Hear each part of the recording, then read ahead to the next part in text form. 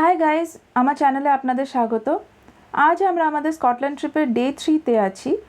আইল অফ স্কাইয়ের কিছু আইকনিক জায়গা দেখব। প্রথমেই আসি ওল্ড ম্যান অফ স্টরে। স্টর হলো আইল অফ স্কাইয়ের একটা মাউন্টেন, আর স্বাভাবিকভাবে অনেক রূপকথা গল্প জুড়ে আছে এই জায়গাটার সাথে।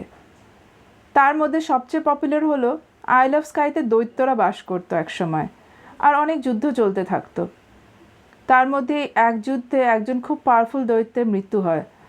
আইল অফ স্কাইয়ের মাউন্টেনটা তার পুরো দেহ মাটিতে নিয়ে নেয়, শুধু পড়ে থাকে তার বুড়ো আঙ্গুল, আর সেটাই হলো ওল্ড ম্যান অফ স্টর। যাই হোক, আমরা এগিয়ে পড়লাম পরের গন্তব্যে, সেটা হলো ডাইনোসরের স্টাম্পিং গ্রাউন্ড। রিসার্চে বেরিয়েছে 170 মিলিয়ন বছর আগে আইল অফ স্কাইতে ডাইনোসররা বাস করত, মিড জুরাসিক এরাতে। এখানে অনেক ফসিলস আর ফুটপ্রিন্টস পাওয়া গেছে, যা প্যালিওন্টোলজি আর ট্যুরিজম দুটোর ক্ষেত্রেই খুবই ইন্টারেস্টিং। ভাবতেও অবাক লাগে, যে জায়গায় একসময় ডাইনোসররা বাস করত সেখান দিয়ে আমরা গাড়ি করে যাচ্ছি।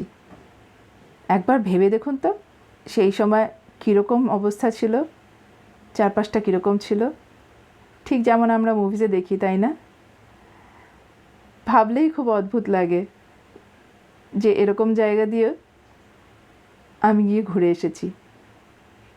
নেক্সট আমরা যেতে থাকি আইল অফ স্কাইয়ের নর্দার্নমোস্ট পয়েন্টের দিকে। জায়গাটার নাম হলো কোয়ারিং। এখানে অনেকগুলো রক আছে, আর মাঝের জমিটা একটা গর্তের মতো হয়ে আছে। সত্যি নেচার কতটা সুন্দর এখানে গেলে বোঝা যায়। রাস্তাটা কিন্তু খুবই কঠিন ছিল, আমার বন্ধু খুব ভালোভাবেই চালিয়েছে, হ্যাটস অফ টু হিম। সামনে দেখতে পাচ্ছেন একটা হার্ট শেপের লেক, আমি তার নাম দিলাম লাভ লেক। এই এরিয়াটা সাদা সাদা ভেড়াতে ভর্তি, তাদের দেখতে খুব ভালো লাগছিল। ওদের শিংগুলো পুরো স্পাইরাল শেপের, দেখুন কি সুন্দর দেখতে।